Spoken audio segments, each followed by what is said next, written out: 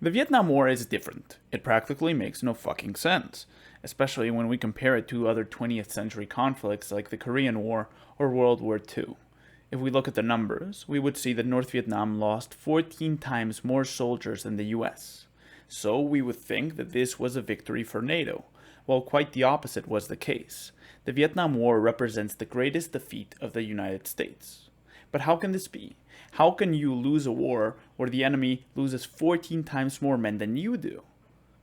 Most wars are decided on the battlefield. However, in Vietnam, this is not the case. Vietnam was at its core a political affair, not a military one, and one of the central components of this war was the greatest and most effective anti-war movement in history. This essay will first state the objective facts of the Vietnam War, and then I will take a revisionist approach to try to explain the astounding success of pacifism in the 1960s and try to figure out what the hell happened in Vietnam.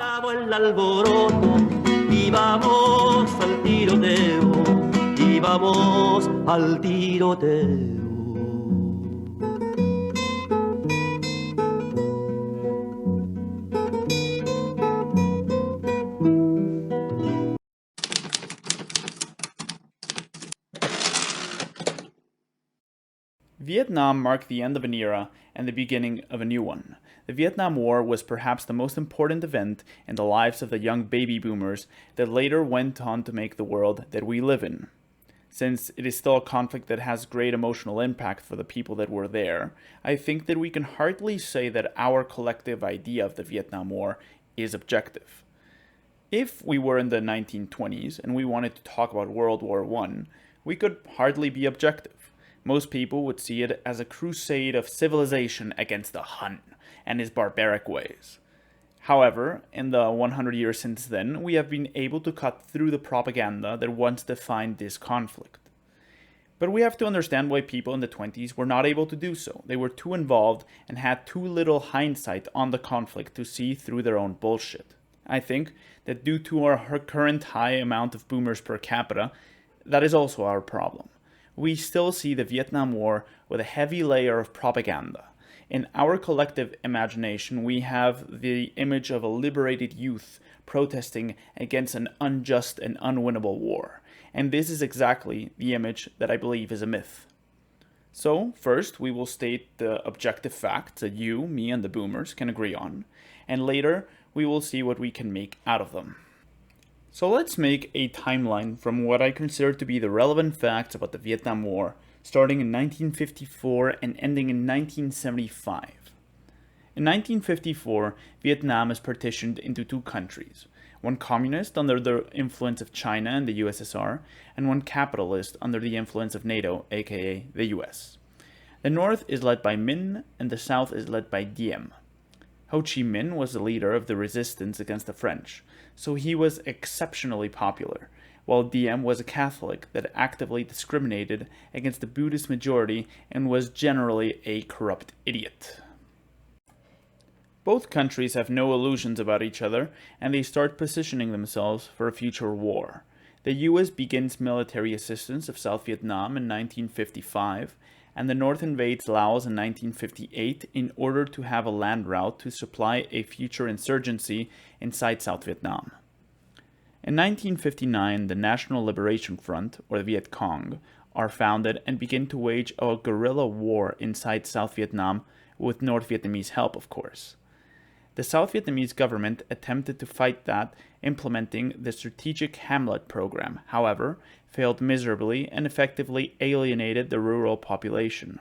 The attempts to defeat the Viet Cong ended in humiliating defeats for the South Vietnamese army, because it was mainly led by incompetent officers with political connections. Which leads me to the worst part of South Vietnam, which was the coups. Since everybody could see that Diem was an idiot, the army tried to kill him 3 times. They succeeded on the 3rd try.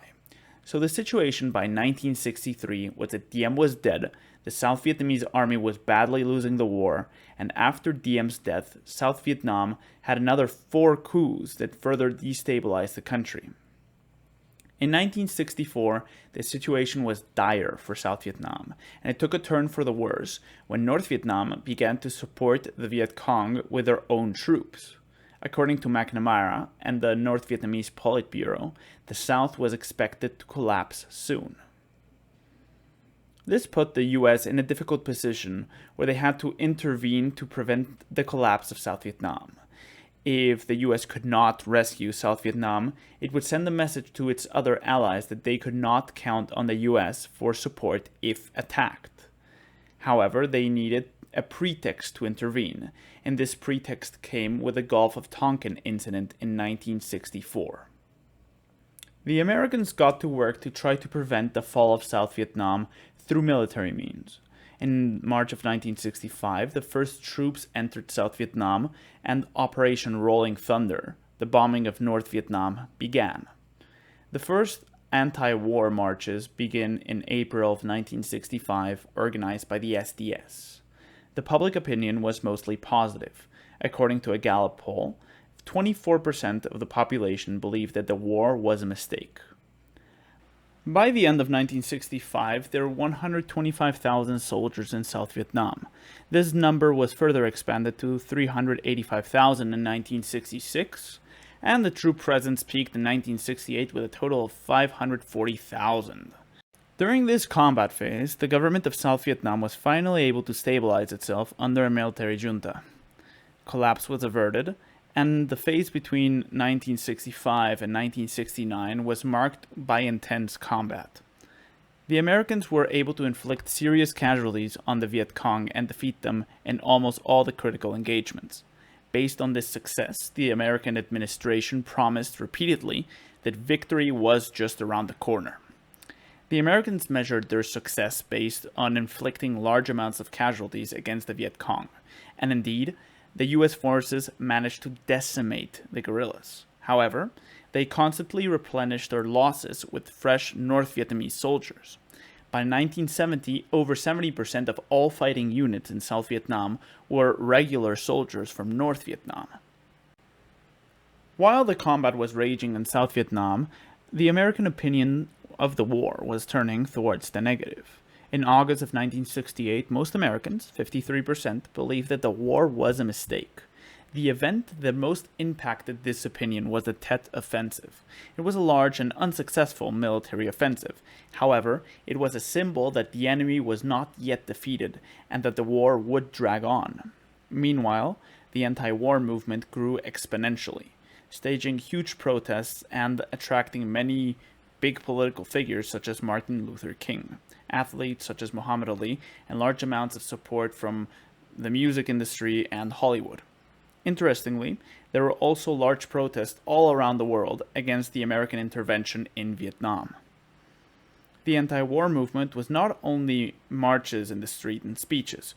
Young men that could have been conscripted also burned their draft cards in protest, and many other soldiers refused to go to Vietnam. In 1968, the election was won by Richard Nixon, who advocated the end of U.S. intervention through his policy of Vietnamization. The idea was that American troops would gradually withdraw, leaving the combat to the South Vietnamese army. In 1973, the last American soldiers departed from South Vietnam. The American withdrawal was formalized with the Paris Peace Conference that, other than giving Kissinger a Nobel Peace Prize, did effectively nothing as the war continued. South Vietnam was fighting a desperate last stand against an overwhelming North Vietnamese offensive. This last stage of the war was a conventional conflict, where the North had a decisive advantage in military aid and morale. This lasted 2 years and ended with the fall of Saigon. After the war, North Vietnam annexed the South and, in order to remove their political rivals, sent 300,000 people to re-education camps. The withdrawal of American support in Southeast Asia also led to a communist victory in Laos and Cambodia in 1975. The Vietnam War had war crimes on a massive scale committed on both sides. The most famous of these is the American massacre at My Lai. However, the North Vietnamese also committed atrocities to a large scale in Hue, And the post-war repression led to the migration of around 3 million people, with some 200,000 deaths at sea. These are the famous Vietnamese boat people. The post-war perception of the war was, and still is, that the Vietnam War was a terrible mistake, that it was an unwinnable war that was morally bankrupt, and that America should have stayed out of it. I, however, disagree with this Marvel-level analysis of maybe the most complex war of the 20th century, and will spend the rest of this essay disproving this claim and later putting my own conclusions forward. I think that the claim that it was an immoral war is incorrect, because in the minds of most people, the war started because of US intervention. But they don't realize that it was a civil war that was 6 years old when the first American soldier arrived. So this idea that the US is responsible for the war is just wrong, because the war began without the Americans and ended without them too. The fact is that South Vietnam was attacked by North Vietnam, and the United States has an obligation to assist its allies. In that sense, the Vietnam War is no different from the Korean War or also from the war in Ukraine. If the Americans did not defend South Vietnam, what would that mean for allies like South Korea? But when people talk about the immorality of the Vietnam War, they're not thinking about it in geopolitical terms.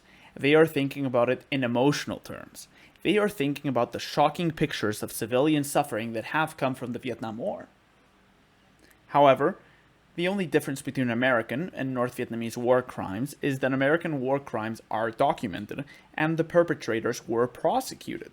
The North Vietnamese government did not take any photographs of their war crimes, so the approximately 150,000 people they executed did not receive a Pulitzer Prize. Instead, they got an unmarked grave. So I think that to talk about the Vietnam War in moral terms as if there was a good side and a bad side is stupid and childish. Both sides were very morally gray. The common perception is that the Vietnam War was an unwinnable war. However, it is my opinion that the United States won militarily.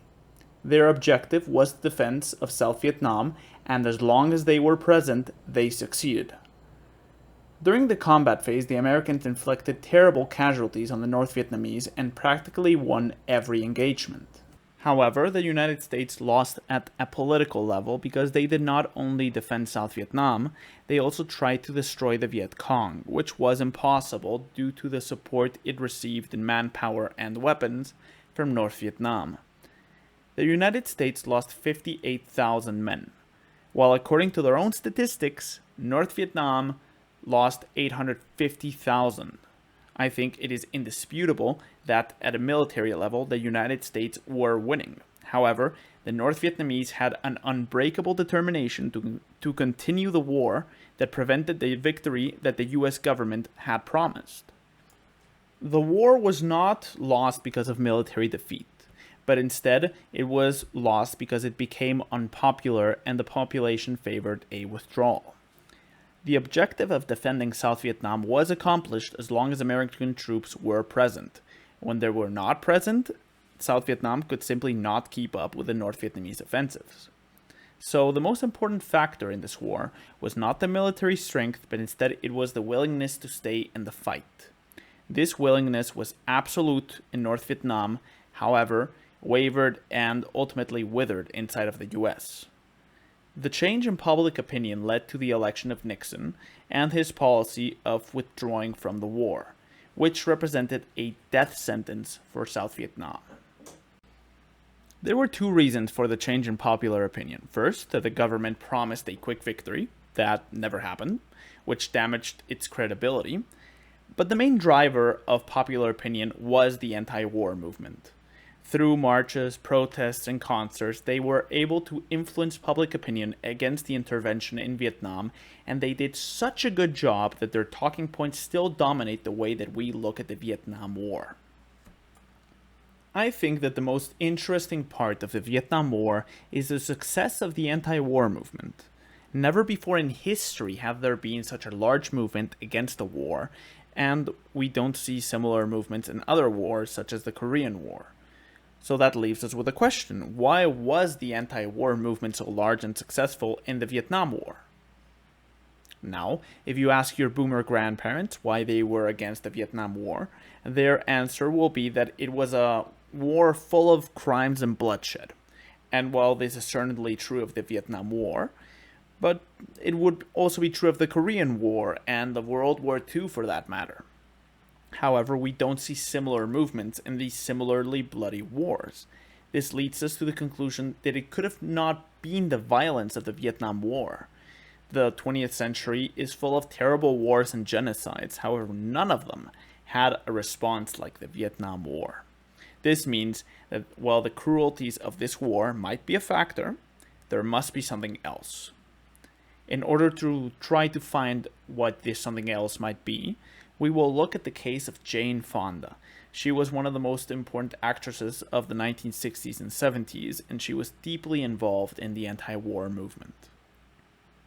She was born to Henry Fonda and had a successful acting career starting in 1960. In 1969 and 71, Fonda even won an Oscar and was overall one of the highest profile actors that Hollywood had. Her anti-war activism started in 1970 with organizations that supported the anti-war cause inside of the army. However, her most infamous action was that in 1972 she received an invitation from the North Vietnamese government to have a tour of the country. Fonda was given a tour of the American bomb damage. Later, she made radio broadcasts from Radio Hanoi addressing the American soldiers in order to demoralize them by telling them they had been lied to and that they were war criminals. The infamous photo of Jane Fonda sitting in a North Vietnamese anti-aircraft gun is the most recognizable result of this trip. However, another thing that particularly surprised me is that she named her son Troy, in honor of Nguyen Van Toi, a member of the Viet Cong that tried to assassinate McNamara. When I read all of this, I was thoroughly perplexed, and then I knew that the Vietnam War was something else. Now, we can say that maybe Jane Fonda was a communist radical. However, that would still not explain why there were no major consequences to her questionable actions. Imagine what would happen to an American actress like Rita Hayworth if she decided to go to bombed out Dresden in 1945, take a picture of herself in an 88mm, proceed to broadcast to American servicemen that they were actually war criminals, and finally name her son Reinhard in honor of Heydrich. I think it is fairly certain that if Rita Hayworth tried to do a photo op in Dresden and then did propaganda broadcasts for the Germans, she would have been arrested for treason. Of course, her career would have been over, dead, zero, because she would have been seen as a Nazi collaborator. Like Lord Haw Haw, for example, a British Nazi that was even hanged for his propaganda broadcasts. However, the same did not happen to Jane Fonda. Her career did dip after the Vietnam visit, but she was not blacklisted, and her career took off 5 years later. Because there were no serious consequences to her little tour, we can conclude that during the 60s and the 70s, open collaboration with the enemy was acceptable, while anything similar would have been completely unacceptable in the 40s. So what does being anti-war really mean? The people who are anti-war disagree with the morality of a conflict in which their nation is involved. Normally, the people who are anti-war call themselves pacifists. However, I do not believe that pacifism exists. This is because pacifism is never absolute. You will never find a person that is 100% pacifistic. Everybody has something that they care about, and when this something is threatened, they are willing to fight for it. You will find that some people are pacifists in some wars, but not in others, because they agree with some wars and not with others. Most people would agree that slavery is wrong, and by extension, most people would not have been pacifists in the American Civil War. If somebody was anti-war in the American Civil War, this would mean that they did not think that abolishing slavery is a worthy cause to fight a war. Following this logic, what sort of person would have been anti-war in World War II? Well, it might be a person with, say, National Socialist sympathies, maybe even a member of the German American Bund. This is because being anti war just means that you believe that your country should not intervene in the affairs of another country. However, everybody is willing to interfere when they consider that another country is doing something immoral. So being anti war just means that you consider the actions of another state to be moral. Being anti war in the American Civil War meant that you thought that slavery was moral, and therefore no intervention was needed. This would make you pro slavery. Being anti-war in the Second World War meant that you thought that the actions of the Axis were immoral, and we should let them do whatever they want. This would make you a Nazi sympathizer. Then it follows that if you are anti-war during the Vietnam War, you considered the North Vietnamese invasion of South Vietnam, plus Laos and Cambodia, to be morally justified, and that the US should not intervene and defend South Vietnam. This would make you a communist sympathizer. And indeed, a very active minority of the anti-war movement was made up of these left-wing organizations like the SDS, the TWLF, and Weather Underground. For example, the first protests were organized in 1965 by the SDS, and I think it is fair to state that these organizations were ideologically aligned with North Vietnam, and they did not really have any problems flying the Viet Cong flag at their protests. The reason for the success of these student organizations was that the post-war intelligentsia became decidedly left-wing. This trend had its origin in the shock of World War II that pushed many people away from the right and into the left. A very curious example of this leftward shift can be seen in the Russell Tribunal. So, if you have time, Google Russell Tribunal. It's really interesting. However, these student organizations were a key part of the anti-war movement, and they established new disciplines like ethnic studies, while there were no equivalent right-wing student organizations, which signifies that there was a definite shift towards the left. But there we stop at a problem. We can explain the sympathy of these organizations to the Viet Cong. However, it would be too simplistic to close the issue McCarthy style by calling everybody a communist. The hippies were no Red Guards, and Jane Fonda was obviously not a commie, right? She was a rich Hollywood actress that lives in the lap of luxury. So how can we explain that non-communists were supporting a communist country? A large part of the anti-war movement was not there for ideological reasons. Instead, the reason for the massive participation of the boomers was that the anti-war movement was simply cool. Being anti-war was cool because it was a form of rebellion against the established order, and this resonated with the boomers because their whole identity as a generation is rebellion. The boomers basically broke with their parents on every single level: music, sex, social norms, fashion, and especially politics. The men of the previous generation cut their hair short, so the boomers let their hair long. Their parents' generation was sexually repressed, so they embraced free love. And at a political level, their parents were generally in favor of the war, and they were obviously against it. So this idea that the anti-war movement was a bunch of communists is stupid, because most people there were not for the liberation of the workers or whatever. Instead, they were just having fun being rebels. For example, the famous March on the Pentagon began with a concert by Phil Ochs, which attracted a significant crowd, and after this performance, the organizers just moved the same crowd from the concert to the Pentagon to conduct the protest. The government also used the same strategy when they funded the rock festival Vortex 1 to draw attention away from Nixon's visit to Portland, and they even promised to turn a blind eye to public nudity and the use of marijuana, the devil's grass. And it worked. The other major factor why it was cool to be anti-war was that the people that tended to have more social influence were also likely to be anti-war. For example, The people that had higher levels of education, university normally, tended to be more anti-war. So being anti-war was a way to show that you were sophisticated and not square. This also extends to the great impact that celebrities had on public opinion. Almost all celebrities, actors, musicians, intellectuals were anti-war. Because all of these sophisticated people were against the war, the anti-war movement was seen as something that humane and intelligent people did. It made it an attractive cause for young people to join.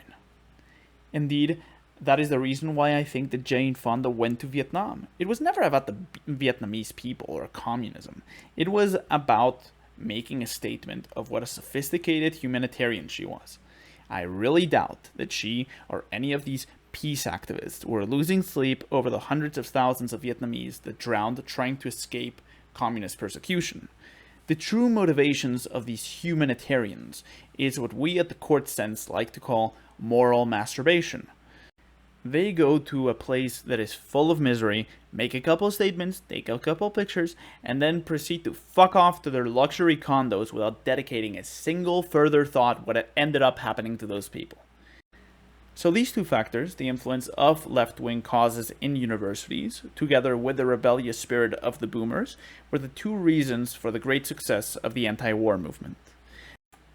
With the success of the anti-war movement, the public opinion shifted against the war and for the withdrawal from South Vietnam. And for many, this is how the story ends. They had fun listening to some rock, stopped the war, and felt good about themselves. In the end, the Vietnam War was over in the minds of Americans after 1973. However, the consequences of the American retreat were not over in Southeast Asia. Hundreds of thousands died in the last 2 years of the Vietnam War as the South collapsed. At least 1 million Vietnamese were relocated to so-called new economic zones. In actuality, they were deported to the jungle and told to clear it. Approximately 100,000 died working the jungle, and this is one of the main reasons why the Vietnamese boat people existed and tried to escape their country for the next 2 decades. Another consequence of the North Vietnamese victory was the victory of communist insurgents in Laos and Cambodia, also in 1975. Laos remains a communist country to this day, and the Khmer Rouge in Cambodia killed around 2 million people and only ended when Cambodia attacked Vietnam and caused another war. However, the humanitarian attention of the anti-war movement did not extend to these tragedies, quite the opposite. Many Western intellectuals, including Chomsky, even defended the Khmer Rouge in Cambodia. But for the average person, it was simply uninteresting. That tells you that it was never about the well-being of the Vietnamese people. So what lessons can we learn from analyzing this war from hindsight? The biggest lesson to take from the Vietnam War is that war is, like Clausewitz said, fundamentally a political affair. Political ideas are what determine the actions of a nation, and whoever can control the narrative can also control the war itself. This leads us to the main problem. If you want to have an attractive political narrative that will become popular, it has to be easily digestible. If you make a political campaign based on geopolitical analysis of the region and try to take an objective stance towards the facts, you will be ignored by 90% of the population because they would find it boring. Not to mention that the majority of the population doesn't even know where Vietnam is. Only 36% could point out North Korea in a map, and only 17% could point out Afghanistan, so Vietnam cannot be higher than those two. The sort of political campaigns that do work use marketing strategies. You need a situation that is easy to understand and evokes strong emotions. Atrocity propaganda works best. You need to stir the emotions of pity, anger, and fear to move a large crowd. Once you have the emotions of the crowd, you need a narrative with a good guy and the bad guy so that the crowd can get emotionally involved. In Vietnam, the pro-war side crafted a narrative where South Vietnam is this innocent little puppy invaded by evil communist North Vietnam, and if the Reds are able to take over South Vietnam, they will take other countries too, and soon enough, you will be next. The Reds will come for you. This narrative stokes the crowd's fear, and it worked perfectly from the First World War up to the 50s. The only change is that they switched the Hun for the Reds. The anti-war side crafted a narrative where the United States invades Vietnam because of genocidal imperialism and show images of napalm victims and war crimes to evoke the crowd's emotions. Then they would say that the only way to stop this is to withdraw from South Vietnam and let North Vietnam do whatever it likes. Objectively, all of these narratives are absolutely idiotic. They make a mockery out of war and turn it into a Marvel movie. The great shame is that the anti-war narrative was so successful that most people believe it to this day. War is inherently a political affair. Propaganda will inevitably be used by both sides, so you can bet that the official narrative is always oversimplified and in many cases straight out false. I have no doubt that the people that were against the Vietnam War just wanted to have a better world, while the consequences of the success of the anti-war narrative was to make a terrible situation even worse. So what conclusion can we draw from this? My personal conclusion would be that the great amount of suffering that happens in war does not come from the cruelty of people. It would be easy to blame war on people who are evil and just want others to suffer. However, these people don't exist.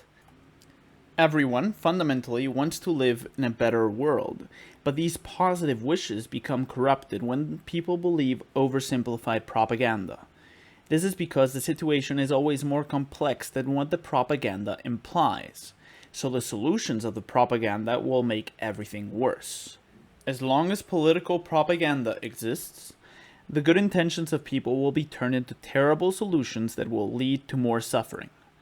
Propaganda will stop existing the day that people stop believing in it. And this can only happen when you have people that are not looking for easy solutions to make themselves feel good. But the biggest problem of them all is that easily digestible narratives work. They sell newspapers, they drive popular movements and win elections. This is because in politics, quality does not matter. Quantity is everything. The conclusion that you should not take from this essay is that the Vietnam War was a great war until it was subverted by communists. The Vietnam War, like everything else in this world, has no good guys and no bad guys. If this essay should come to any conclusion, it should be that in politics, things are never simple, and if something is simple, it is fake and you fell for it. So next time that you engage in politics, don't be one of the many idiots that fell for it, and instead demand quality, demand complexity.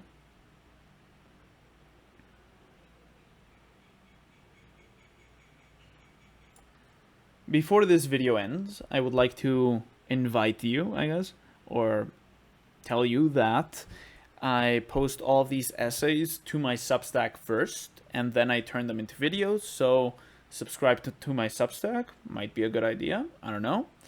You tell me. The link is in the description, first link. Yeah, subscribe to show that you're a good person despite the consequences of your actions.